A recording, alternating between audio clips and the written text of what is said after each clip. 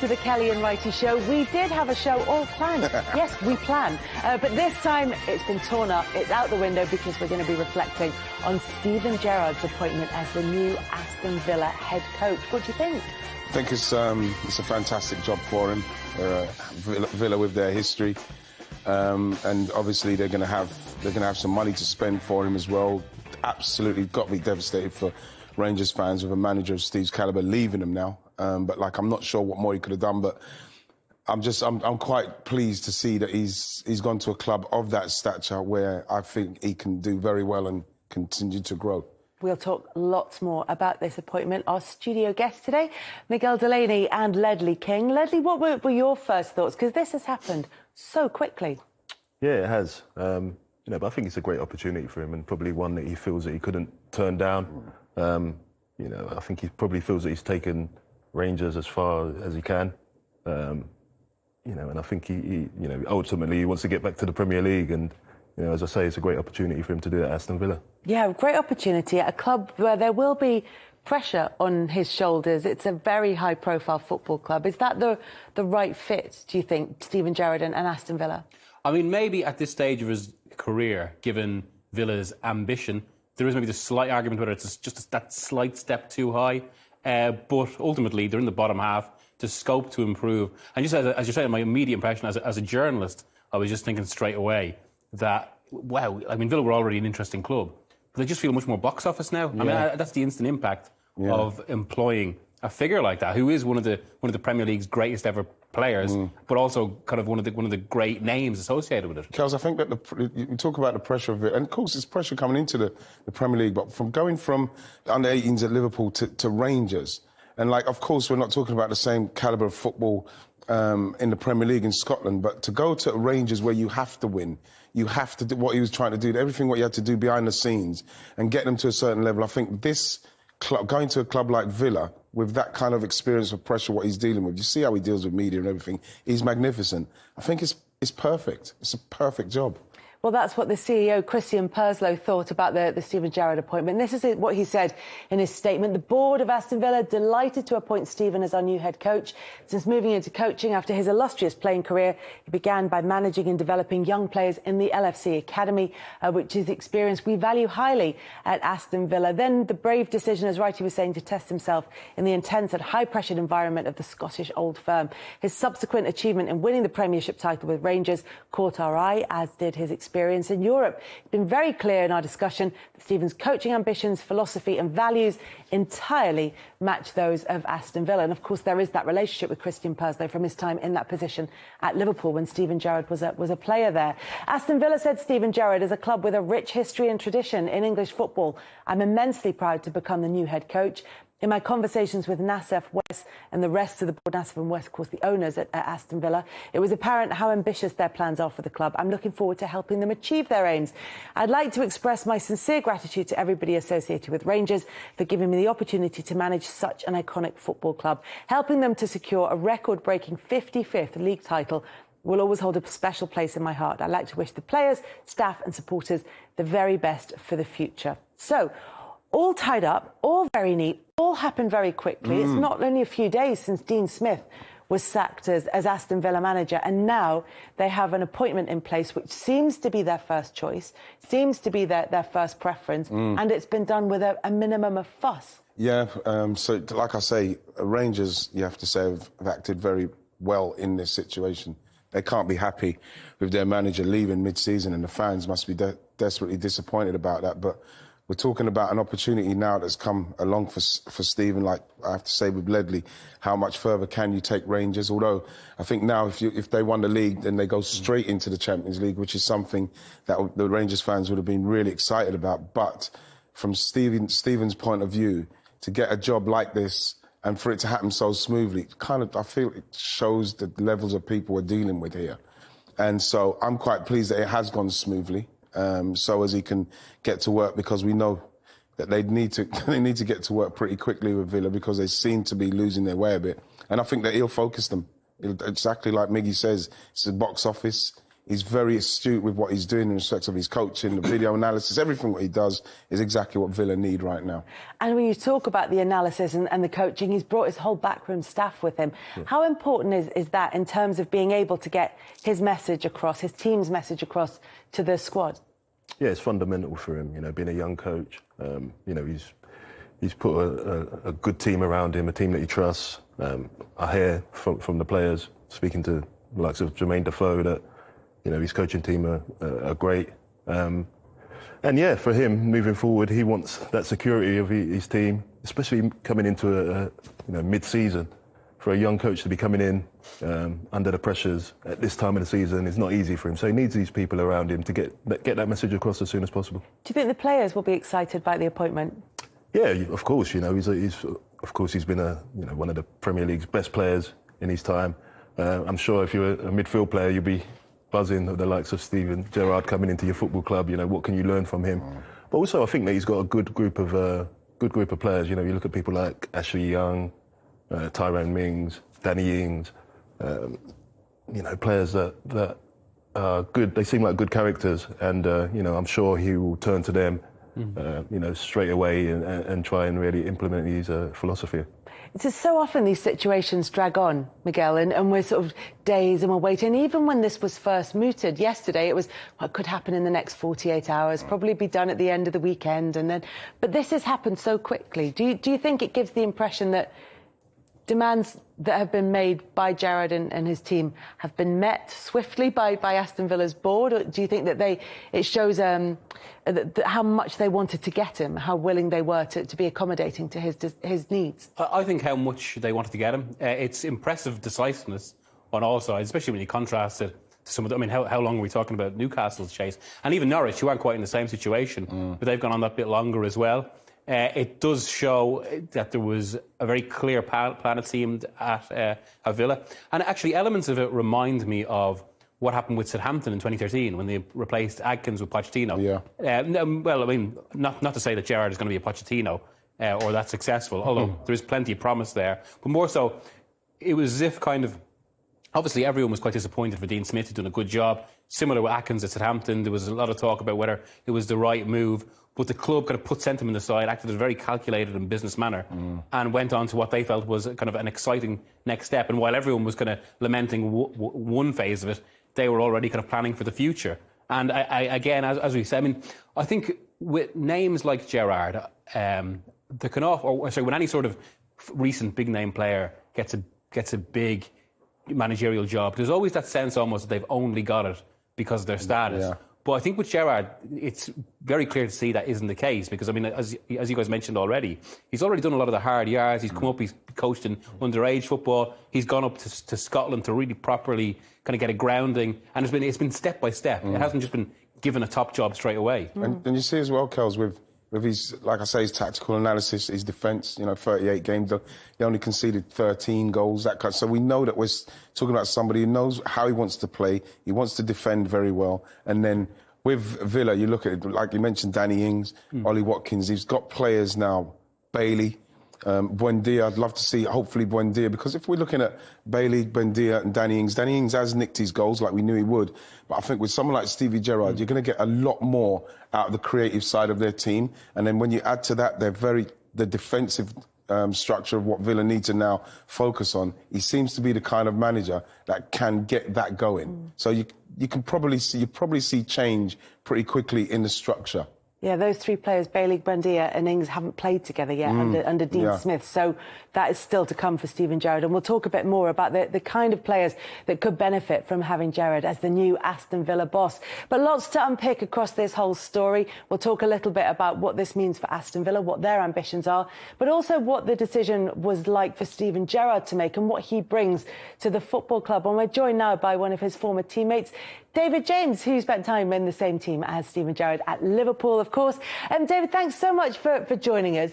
Tell us a bit about Steven Gerrard, the character, the person, and what he can bring to that role at Villa.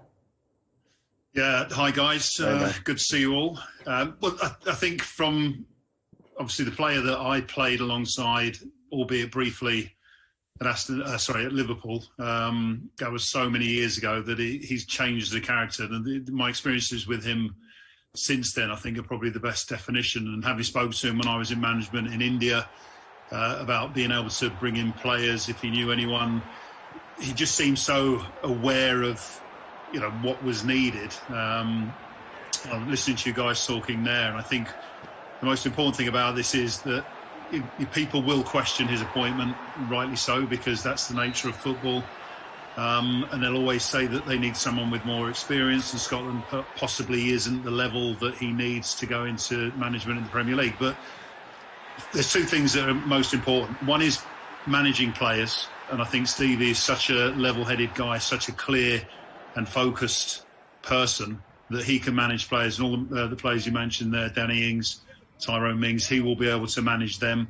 And then there's a tactical platform that the team's going to play off. And as Wrighty said there, I mean, the fact that they kept so many clean sheets in winning the championship in Scotland, the fact that the team knew what they needed from the manager, the fact they've been doing so well in Europe, means that tactically he's adaptable, but also he can implement those tactics on the field for his team to perform. And when you've got the quality of players that Aston Villa have got, it's a perfect recipe. And I think if I can extend this was the appointment I think that English football fans, or football fans of Stevie G and around the world, were waiting for Stevie G to actually make it to the Premier League. So it's very exciting times.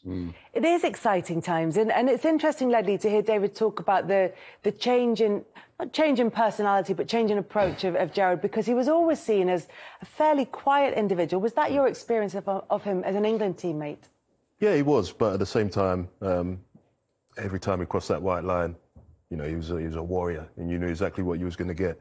There's certain players, you look in their eyes and you see a determination, a steeliness, and you know what they're about. And Stevie was one of them. So, what's great about him is a young manager.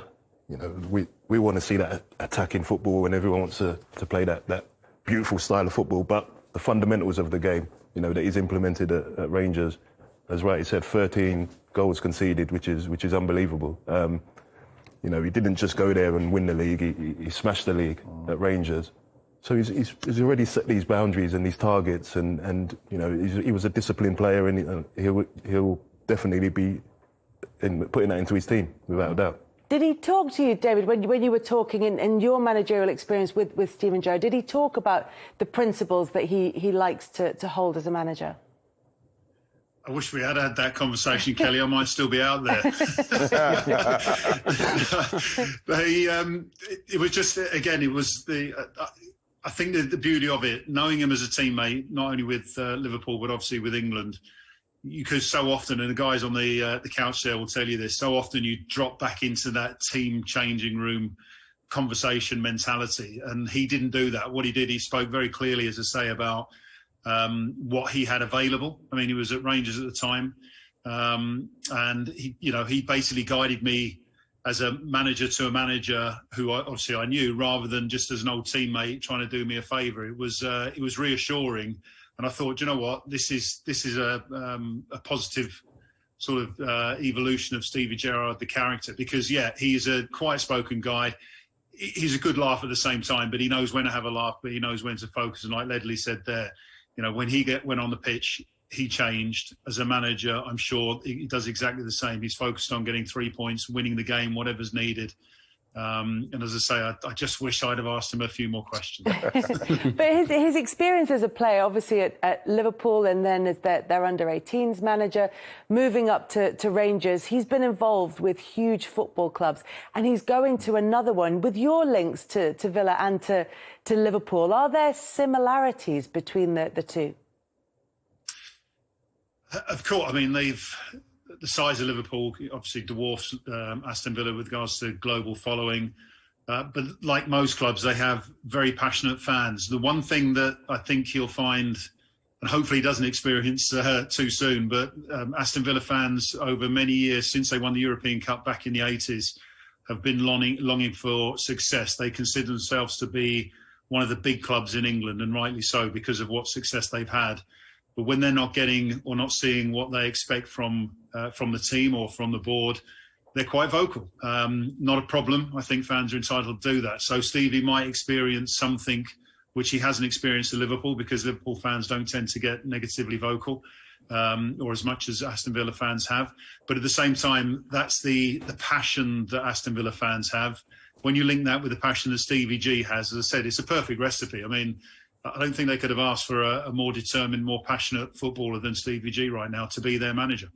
And we've heard from David and from Ledley, Wrighty, about Steven Gerrard, that the person and the character is someone that you got to know later on, and you love him. So, so we should qualify this. Yeah. All we're going to get in from your direction is absolute unqualified praise and support. But what is it that you see in him that makes you respect him as a person, and that makes you think he will be a success at Villa? First, when you speak to, he looks you in the eye. You know, he speaks very honestly to you. He tells you what he feels. But from a football point of view, in respect of being a manager, he knows what he wants his team to do. You know, he's very focal. That when you see him doing interviews, how great he is dealing with the media. You know, on everything. You know, we're talking about on everything, and just the calm nature in the way he goes about his business. When you see Steve Gerrard and he comes into there's an aura about him that is just calm. He's in control, and that is why with the Villa job, I've got no qualms about he's going to do it very well, simply because tactically he knows what he's doing. And I feel that this happened quickly simply because Villa obviously recognised this is the guy we want. We're going to give him what he needs.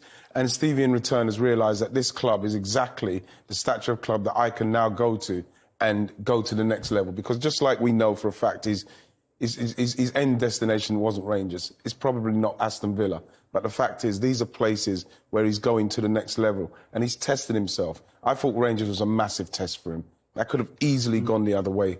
Easily. And this, again, Villa, it's a big club, like Damo said. They've got a lot of expectations. And this manager, Stevie Gerrard, will come in, and with his demeanour and his coaching acumen, he'll give them that expectation of more, because he wants to give more. And so, for me, you know, like I say, you have to feel for the Rangers supporters, and Celtic, with what happened with them with Brendan Rodgers. At some stage, they get these great managers, and those managers will go again simply because the Premier League, the calling of the Premier League, and the success that you can get as a manager if you can get it right there. He talked about wanting to deliver on the club's ambitions during his time as Aston Villa boss. David, what do you think that they are for this season and beyond for Villa?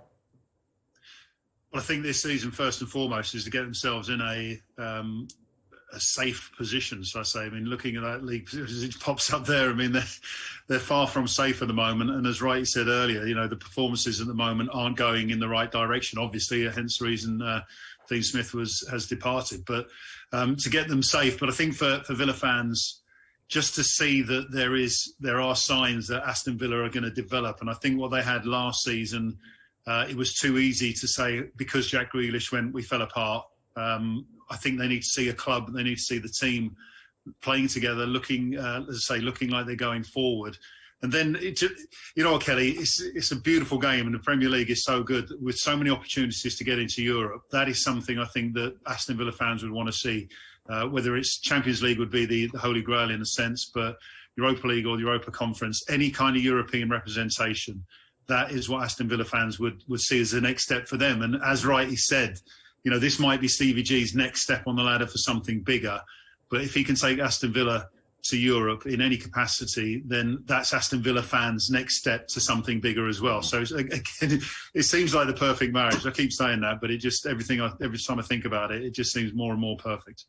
David, thanks so much for your time today. Good to talk to you. My pleasure. Have a See good you, time. J-Mo. Take care, chaps. Thank you very Cheers, much to David James on Steven Gerrard's appointment as the new Aston Villa boss. We're looking at where Villa are in the table now. Find themselves in 16th place. They've got 10 points from their opening 11 games. It's not great, but it's not terrible either, because there are a few teams that have slipped up this season that maybe find themselves, Leeds just above them actually, in a position that they wouldn't have expected. So there are opportunities to climb the table this season, even if perhaps the ambitions are longer term than that. Yeah, but like you look at the team and you look at the calibre of player he's got in his team, and when we looked at the last few games for Aston Villa and how easy it was for them to concede goals, you know, especially set piece and set pieces and things like that. When you look at what Stevie Gerrard does work on in respect of his video analysis, the meticulous nature in how he goes about his coaching, you can see that once he gets that solidity, then the creative players, which he'll then move on to, will start, and with a new manager who they'll want to impress, they'll hopefully start doing their stuff. They've got very experienced goal-scoring Danny Ings and an upcoming striker with Ollie Watkins. Then you've got Buendia, who for me has not delivered anything yet. Same with Liam Bailey. We've seen flashes of them. I love Matty Cash, you know, the experience of Ashley Young, you know, John McGinn. He's got players there that when you look at where they are in the league, you can see, Mig, you can see that they will move quickly. Just on that as well, I mean, what it also does for Villa is it completely changes dynamic. Because, I mean, we're talking about all these players, and that is a good Premier League squad. At the very least, it's an upwardly mobile, mid-table squad that can do. But because of what happened in the summer, it felt like, despite those signings, or almost because of them, the entire club was still characterised by Jack Grealish. Whereas even the appointment of Gerrard has actually moved it on from that. So it doesn't feel like that's as big an issue anymore. And even that alone, I think, will have a positive effect before we see, you know, the effect of Gerrard's management. That's a really interesting point that you make, the fact that the club had this iconic figure in Jack Grealish. Do they maybe need to have that? And is he... Clearly, he's not a like-for-like replacement, but they now have a figurehead at the club in a way that, although Dean Smith had that huge emotional connection and background, maybe not quite at the same level of Gerrard's. Yeah, well, you know, I actually thought they bought quite well after Grealish. I thought they brought some good players into the club, and you know, I expected a good season from Aston Villa. So they still have that there. They still have the players there. And now I believe they have someone in charge that can really get the best out of these players. You know, what I love about Stevie is just, you know, I expect everything to be very simple for the players to understand. You know, they're not going to be confused by what he's asking from them. You know, he's going to go back to basics in terms of discipline and what it takes to win Premier League matches. And, you know, of course, he'll sprinkle that little bit of stardust on that eventually. But go on, mate. No, I was going to say there, Legley, when you look at that list of players, especially when you the promise of someone like Leon Bailey and Buendia, and we've not seen anything yet, and I can't emphasise enough, if them two click, which you can feel under Gerrard, that they can click, then you then put Danny Ings in there, who'll be excited about this appointment. Ollie Watkins will be excited about the appointment. You can feel, and then Tuanzebe. We saw how good Tuanzebe can be when we saw him play against Paris Saint-Germain. We know that he's got that kind of performance in him. So if you start getting these players excited and focused and in a structure that they understand, then Villa won't be in that position for very long because they've got people who can score, create and defend. And then you've got a manager who's coming now with a stature and the kind of like coaching acumen that will give them the life to kick on now. It's really exciting for Villa. Dwight York joins us on the line now. Dwight, Wrighty's getting very excited about the future for Aston Villa. With your Villa connections, what did you make of the news? I think it was the right one. I think that Stevie G has obviously done a great job at Rangers, and I like the opportunity as young managers been given the chance to prove themselves. The fact that a lot of people keep saying that he's probably a little bit inexperienced, which I think is a bit of a myth. He's a football man, which is the most important thing. He knows the games. He's got a couple of years as a manager. I think the fitting was correct. I think it was the right one. And if I was a Villa fan, which I still am, I would love to see the team do a lot better. I'm sure they will do that under Stephen G. But certainly, Villa is not in a really good place. I like what the chairman done, somebody who I know personally, Wes Eden. I had a meeting with him about 3 months ago and told me the intention of the club. I spoke to Kristen as well, partly for a period of time. So I know how much these guys have been driven the club in terms of getting the club to where it belongs. As we mentioned, Villa is such a big club, an iconic club, a historical club as well.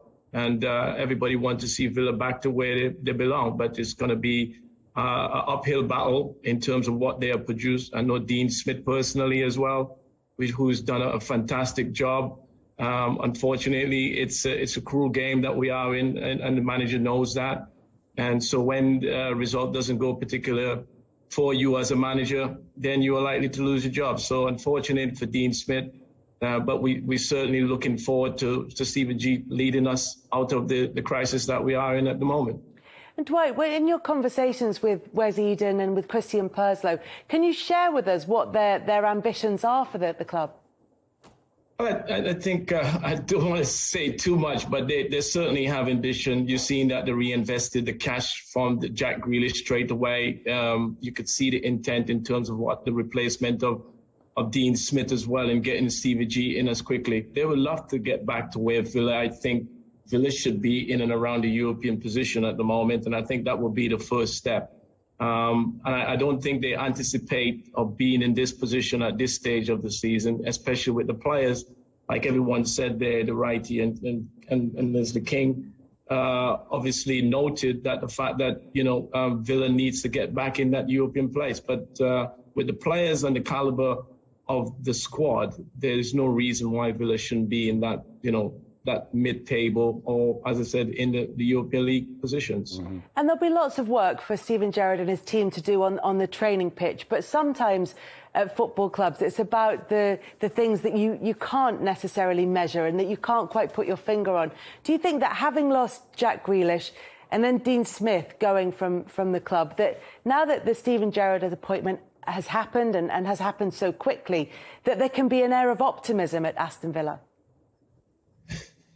Yeah, well, I'd like to think so. I mean, those are two huge names. I put myself in that equation a little bit when I left Villa. I was there for 10 years, and the sort of feedback that Villa didn't seem to react too well to any of the big names leaving the football club. But that's part and parcel of the game. What we have seen when Jack Grealish, he was in that same stature. And of course, with Dean Smith, in terms of getting the team from the Championship to the Premier League and what he has done, particularly last season, but they have come very close to getting relegated, even in their first season. So the writing was on the wall, and you could see the owners with the ambition and the backing that they have. They have backed Dean Smith over the years, and certainly they expected it in much return. Now all of that is just in a matter of a couple of years. Now we certainly, under the leadership of Stephen G. There's no Jack Grealish. There's a lot of. Is there any local players that the club or the fans could really, idolize? I'm not so sure. Still, there'll be question mark as to see who can stand up to being the leader of that team. And it's up to Stephen G now as the manager to come and integrate that sort of togetherness to try and get them out of the situation that they're in at this moment. And of course, no games this weekend because of the international break, but then Villa in action against Brighton. What kind of reception do you think that Steven Gerrard will get from the Villa fans? I think he would get a great reception, of course, because of who he is and what he has done and what certainly he has done in his early stage of his managerial career. The Villa fans are loyal to their players and managers until it goes pear-shaped. And I think it's like that with most teams anyway. If you do well, you get the applaud. They back you all the way until, probably when it's probably the wheels have finally come off. But I think he will get an amazing reception. He's been idolized. He's English. He's done everything that there is to be done in the game from a player perspective, and even at the early stage in his his managerial career. I think he'll do well at Villa. I expect him to do well. I expect the players to react to him coming in. And you guys mentioned that his backroom staff, which is crucial in any managerial or any manager sort of scenario, they need that backroom staff to make sure that they can galvanize what Villa needs to do at the minute, which is to get out of that, that position that they're in at this point in time. Mm-hmm. Dwight, good to talk to you. Thank you very much for your time today. Pleasure. Thank you very much to Dwight York, talking about the future for Aston Villa. Look, I know you're really excited. Mm-hmm. So Villa, we know, have ambitions, which they've talked about, of eventually getting into European places. Yeah. And everybody's mentioned that as a longer-term ambition. What's the first step then for Villa to improve? If you are Steven Gerrard, you're part of his coaching team, you go in there, what's the first thing you need to do? Defensively. I think that you've got to make yourself difficult to beat. Firstly, because then what happens is that then you can build on that simply because when you look at some of the goals and how easy it has been for people to score goals against Villa, whether it's... This game was a real bad game for Villa. I think this was the writing was on the wall with this one.